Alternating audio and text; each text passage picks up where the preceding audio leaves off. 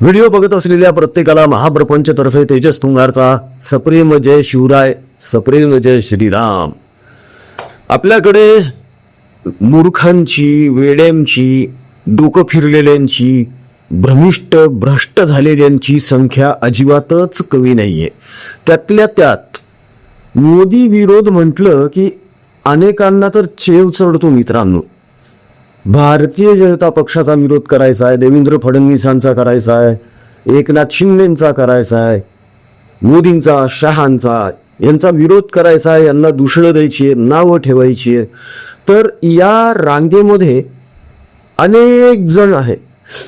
यापैकी बघ राहुल गांधी आहेत, त्याच्या खालोखाल बघ उद्धव ठाकरे येतात. भोंगा तर काय वाजतच असतो. आता प्रकाश आंबेडकर यांनी सुद्धा उडी घेतलेली आहे त्यामध्ये. तिकडे ममता बसलेलीच आहे. खाली अजून गेलो तर स्टॅलिन आहे. मुळात मोदी म्हटलं की यांच्या पोटात गोळा येतो, यांचा मुलगा ठणकायला लागतो आणि काहीतरी खुसपट काढायचं आणि मोदी कसे चुकलेले आहेत हे दाखवून द्यायचं, एवढंच यांचं परम कर्तव्य आहे. भोंग्यानं आत्ता सुद्धा तेच केलेलं आहे. भोंग्याचं म्हणणं असं आहे, यावर एक व्हिडिओ नुकताच केला होता आम्ही, की ते जे इराणचे लीडर काय धर्म गुरु वगैरे काय खेमेनाई ते गेले अमेरिकेच्या अटॅकमध्ये. कितीतरी 10 का 5 सेकंदामध्ये पूर्ण बॉडी वितळली त्यांची, अशी माहिती आलेली आहे समोर. आणि आता त्यांच्या मुलाला त्या टॉप लिडरशिपमध्ये आणण्यात आलेलं आहे. पण या सगळ्या पार्श्वभूमीवर बोलण्याचं म्हणणं असं आहे की नरेंद्र मोदी यांनी शोक का व्यक्त केला नाही त्या खेमेनाईबद्दल. नरेंद्र मोदी कोणाला घाबरतायत? तर नरेंद्र मोदी कोणाला घाबरत नाहीत. जर घाबरले असते ना तर सिंधू नदीचा पाण्याचा जो करार आहे, ती जी ट्रीटी होती ना, वॉटर ट्रीटी, ती कॅन्सल केली नसती त्यांनी, जर घाबरले असते तर. उरी अटॅक नंतर जी सर्जिकल स्ट्राईक झाली ती झाली नसती जर मोदी घाबरट आणि भित्रे असते तर.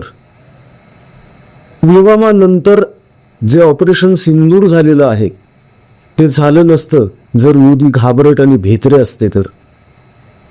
पण काय असतं ना की काही गोष्टी या स्ट्रॅटेजीने कराव्या लागतात. मात्र भोंगा नावाचा जो मूर्ख प्राणी आहे, ज्याच्याकडे स्ट्रॅटेजी नावाची काही पद्धतच नाहीये, उठायचं, काहीतरी बरळायचं आणि मग बस मीडियाचे त्यांचे जे पाळलेले चहा बिस्किट पत्रकार आहेत त्यांना सगळ्याला काहीतरी हाडूक टाकायचं, एवढंच धंदा आहे या लोकांचा. पण हे मोदी विरोधामध्ये देशविरोधी कधी झाले ह्यांचं ह्यांना कळलं नाही. हे हिंदू विरोधी कधी झाले ह्यांचं ह्यांना कळलं नाही. हे देशविरोधी कधी झाले ह्यांचं ह्यांना कळलं नाही. करा ना, मोदींवर टीका करा, त्यांचा द्वेषही तुम्ही करू शकता, पण तो इतक्या लेव्हलला की तुम्ही पार वेडे झालेला आहात. आता त्या खेमेनाईचा प्रताप आम्ही सांगणार आहे, तेव्हा तुम्हीच ठरवा अशा माणसाबद्दल शोक व्यक्त करावा का. यांचे प्रताप ऐकण्या अगोदर आहे ना, एक छोटीशी विनंती करतो मित्रांनो तुम्हाला. आपण गेल्या वेळेस शिवजयंतीला जसा कार्यक्रम केला होता अन्नदानाचा आणि बाकी गोष्टींचा, तसाच आता परत 6 मार्चला सुद्धा करायचाच आहे आपल्याला. तेव्हा या उपक्रमामध्ये सुद्धा, या सत्कर्मामध्ये सुद्धा तुमचं सहकार्य असू द्या, तुमचा सहभाग असू द्या, तुमचं योगदान असू द्या. तुम्हाला जे शक्य आहे ते करा. तुमच्या इच्छेनुसार, मर्जीनुसार जे योगदान देता येऊ शकतं ते द्या. जीपे, फोनपे क्रमांक तुमच्याकडे आहे. ट्रान्झॅक्शन केल्यानंतर त्याचा एक स्क्रीनशॉट काढून तो व्हॉट्सअपवर टाका, इतकीच विनंती. मात्र पुढे या मित्रांनो, आपल्याला आपल्या हिंदू माता बंधू भगिनींसाठी हे कार्य अविरत चालू ठेवायचं आहे आणि यासाठी तुमचं सहकार्य खूप गरजेचं आहे. आता हा जो भोंगा बरळलेला आहे खेमेनाईबद्दल, ह्या खामेनेई असं नाव आहे याचं. ऐका आता, यानं काय केलं इराणमध्ये. 9 वर्षांच्या मुलीला लग्नाची मान्यता दिली. 9 वर्षांच्या मुलीला. आपल्याकडे 18 वर्षांची झाल्याशिवाय मतदानाची पण परवानगी नाहीये. यानं लग्नाची देऊन टाकली. पुढची गोष्ट जर सांगितली तुम्हाला तर तळपायाची आग मस्तकात जाईल तुझ्या. बाप आपल्या मुलीसोबत लग्न करू शकतो. लाज नाही वाटली पाहिजे. कमाल. महिला या फक्त भोगाच्या वस्तू आहेत. त्यांना पडद्याबाहेर जाऊ देऊ नका असा फतवा काढला होता. हजारो लाखो महिलांचा हत्यारा होता हा खामेनेई.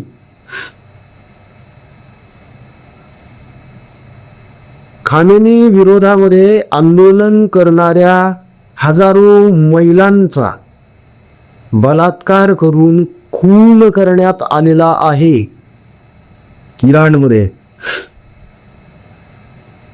पुढे ऑपरेशन सिंदूरच्या दरम्यान हाच खामेनेई पाकिस्तानच्या सोबत उभा होता. हा पाकिस्तानला सपोर्ट करत होता आणि त्या पिरियडमध्ये ह्यानं पाकिस्तानला मदत पाठवली. कारगिलच्या युद्धामध्ये सुद्धा या खामेनेईनं पाकिस्तानला मदत पाठवलेली आहे, भारताला नाही, आपल्या देशाला नाही. जे आखाडी देश आहेत ना, कुवेत, सौदी अरब, बहरीन, जॉर्डन, यांच्यावर या खामेनेईनं हमला केलाय. तिथे लाखो करोडो भारतीय काम करतायत. अशात युद्ध पुकारून खामेनेईनं त्यांचं आयुष्य धोक्यात आणलेलं आहे. यानं जर मूर्खपणा केला नसता ना तर अशी युद्धजन्य परिस्थिती निर्माणच झाली नसती. तरीही आपल्याकडचे काही बावळट भोंगे या खामेनेईसाठी अश्रू ढाळतात. आत्ता काल परवाच एक व्हिडिओ बघण्यात आला आमच्या. तिथल्या काही महिला आहेत त्या ना चपला घालून या खामेनेईच्या फोटोवर नाचत होत्या जेव्हा हा मेला तेव्हा. आणि आत्ता सुद्धा इराणनं काय परिस्थिती करून ठेवली. 15 देशांवर हल्ला केलेला आहे. सगळ्यांची दुश्मनी घेत चुकले. हे शिया सुन्नीचा वाद आहे म्हणे यांच्यामध्ये. अरे हे यांचेच होऊ शकत नाहीत, हे भारताचे काय होणार आहेत. आणि अशा लोकांसाठी गळा कशाला काढायचा. अशा लोकांसाठी शोक संदेश का द्यायचा. प्रश्न पुढचा. इंदिरा गांधी यांची जेव्हा हत्या झाली तेव्हा यांनी शोक व्यक्त केला होता का. राजीव गांधी यांची जेव्हा हत्या झाली यांनी शोक व्यक्त केला होता का. पंतप्रधान अटल बिहारी वाजपेयी यांचं जेव्हा निधन झालं तेव्हा यांनी शोक व्यक्त केला होता का. नाही.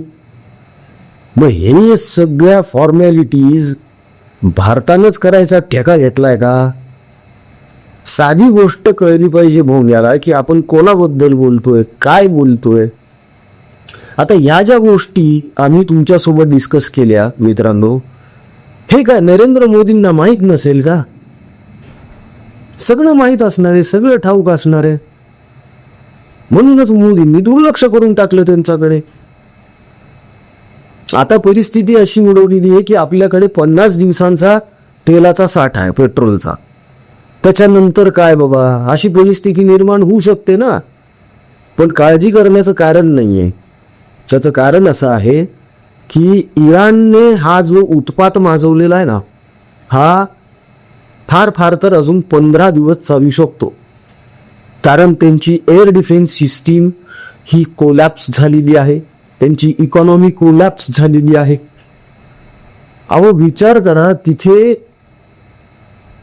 1 किलो पीठ जर घ्यायचं आहे आपल्याला, अर्थात ते लोक पीठ खातच नाहीत, ते तर बकरे गाई असंच काहीतरी खात असतात, पण ते विकत जरी घ्यायचं असेल ना पीठ, तरी हजारो रुपये मोजावे लागतात त्यांना. पाकिस्तानपेक्षा दरिद्री अवस्था होणार आहे यांची. आज अनेक जण म्हणतायत की अमेरिकेला इराणने धडा शिकवला, नाही शिकवला. जितकं नुकसान इराणचं झालेलं आहे तितकं अमेरिकेचं आणि इस्रायलचं झालेलं नाहीये. पण हा भस्मासूर निर्माण झाला एक इराण नावाचा, आणि ते पाप या खमेनीचं आहे. आणि हा भोंगा म्हणतो त्याच्यासाठी शोक व्यक्त करा. हड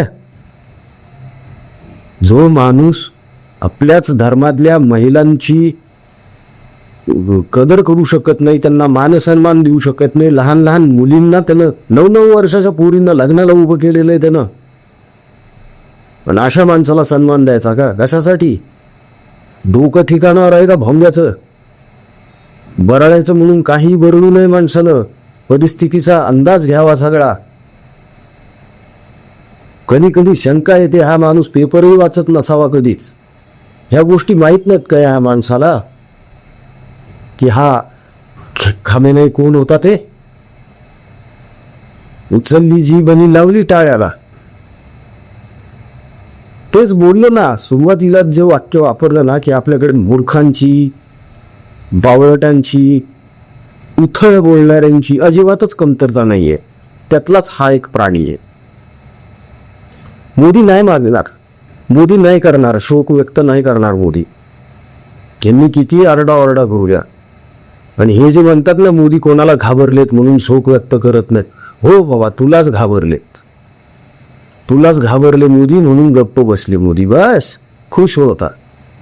घे पत्रकार परिषद घे आणि सांग मोदी मला घाबरला. ती एका राजाची आणि उंदराची कथा होती ना, डुम डुमाक, राजा मला घाबरला, माझी टोपी दिली मला. तशी काहीतरी अवस्था आहे यांची.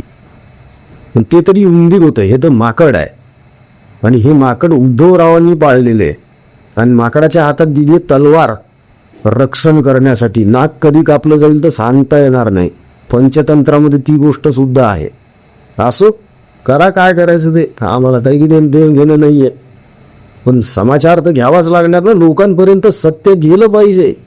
कोण येतो खमेनी ते कळलं पाहिजे लोकांना. म्हणून आजचा हा व्हिडिओ परत एकदा करण्यात आलाय. मित्रांनो, ह्या बाबतीत तुमचं काय मत आहे कमेंटमध्ये निश्चित कळवा. आमचा कमेंट बॉक्स नेहमी तुमच्यासाठी स्वागत उत्सुक असतो, तेव्हा पटापट कमेंट्स करायला सुरुवात करा. जाता जाता परत एक छोटीशी विनंती, कळकळीचं आवाहन. आपण आपल्या स्वाभिमानी हिंदू प्रपंच परिवारातर्फे आपल्या हिंदू माता बंधू भगिनी, त्यांच्यासोबतच जे कॅन्सरग्रस्त रुग्ण आहेत, त्यांचे नातेवाईक आहेत, आपले शेतकरी बांधव आहेत, त्यांची लेकरं आहेत, त्यांच्या संसारांसाठी त्यांचं आयुष्य सुखकर व्हावं यासाठी प्रयत्नशील आहोत, कार्य करत आहोत, त्यांना सेवा देत आहोत. या सत्कर्मामध्ये आपणही सहभागी व्हावं. कारण आता 6 तारखेला जी शिवजयंती धडाक्यात साजरी होणार आहे, तेव्हा सुद्धा आपल्याला अन्नदान करायचंच आहे. मित्रांनो, दिल्या गेलेल्या जीपे फोनपे क्रमांकावर तुमच्या इच्छेनुसार, मर्जीनुसार